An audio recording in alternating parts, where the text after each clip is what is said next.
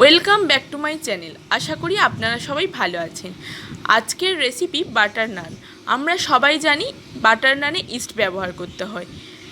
যেহেতু ইস্ট খাওয়া ক্ষতিকারক, তাই আমি ইস্ট ছাড়াই বাটার নান তৈরি করব। কিন্তু খেতে খুব সুস্বাদু আর নরম হবে। আমার ভিডিওটা লাস্ট পর্যন্ত তাই দেখতে হবে। আমার ভিডিওটা ভালো লাগলে লাইক, কমেন্ট, শেয়ার আর অবশ্যই চ্যানেলটাকে সাবস্ক্রাইব করে দিয়ে সঙ্গে থাকবেন।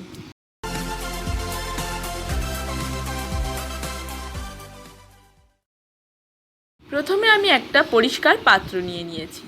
এবার নিয়ে নেব আমি 200 গ্রাম দই। এটা ফ্রিজে রাখবেন না আপনারা, এটা নর্মাল টেম্পারেচারে থাকবে, সেই দই আমি এখানে ব্যবহার করছি। এবার দিয়ে দেব আমি হাফ চামচ নুন, আমি দইয়ের মধ্যে দিয়ে দিলাম। এবার দিয়ে দেব হাফ চামচ বেকিং পাউডার,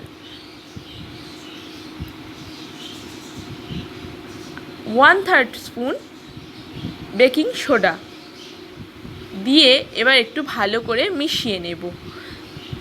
দেখুন অলরেডি আমার টক দইটা ফুলে উঠেছে। এবার আমি দিয়ে দেবো 1 চামচ চিনি। আমার এটা হাফ চামচের পরিমাণ চিনি, তাই আমি দুবার দিলাম। এবার আমি দিয়ে দেবো 4 কাপ পরিমাণ ময়দা আর দিয়ে দেব 2 চামচ সাদা তেল দিয়ে ভালো করে এবার মিশিয়ে নেব সব উপকরণগুলো।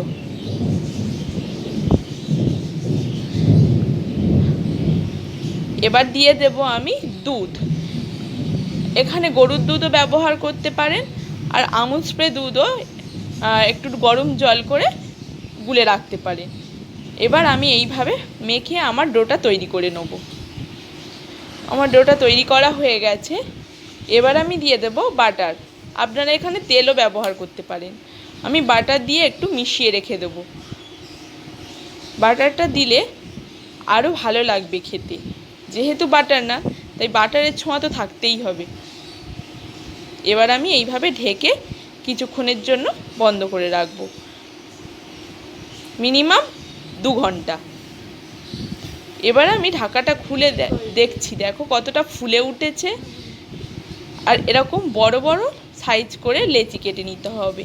নান যেহেতু মোটা হয়, একটু বড় বড় সাইজে লেচিগুলো কেটে নিতে হবে। এবার একটু বেশি করে তেল নিয়ে একটু মোটা করেই বেলবো। আমি এভাবে বেলে নিচ্ছি। খুব বড় সাইজ করব না, মোটামুটি করব একটা পরোটা সাইজ। এবার আমি একটা ফ্রাই প্যান বসিয়ে নিয়েছি, আমি পরোটাটা দিয়ে দিয়েছি, দিয়ে কিছুক্ষণের জন্য এরকম ঢেকে রাখবো। এরকম আস্তে আস্তে দেখো ফুলে উঠেছে আমার নান। এবার আমি উল্টো সাইডটা ওইভাবে সেঁকে নেব, দিয়ে আবার কিছুক্ষণের জন্য ঢেকে দেব। আমি যে এই ঢেকে দিচ্ছি একটা পাত্র দিয়ে, এইটা অপশানাল, আপনারা চাইলে দিতে পারেন। আপনাদের যদি সম্ভব হয় তাহলে ঢাকা দিয়েই করবেন, তাহলে দেখবেন আরও সুন্দর হবে। আমি নানটা বাটার দিয়েই ভাজবো, যেহেতু বাটার নান তাই আমি বাটার দিয়েই ভাজবো। আপনারা চাইলে সাদা তেল এখানে ব্যবহার করতে পারেন। অপর সাইডেও আমি বাটার দিয়ে দিচ্ছি। এবারে একটা খুন্তি দিয়ে এইভাবে একটু চেপে চেপে ভালো করে লাল হয়ে গেলে আমার বাটার নান রেডি। আপনারা যদি বাটার নানের সাথে চিকেন কারি খেতে চান, তাহলে দেখুন নিচে স্ক্রিনের ডান দিকে যে লিঙ্ক এসেছে, ওই লিঙ্কে ক্লিক করে চিকেন কারির রেসিপি দেখে নিতে পারেন। ভিডিওটি দেখার জন্য আপনাদের অনেক ধন্যবাদ।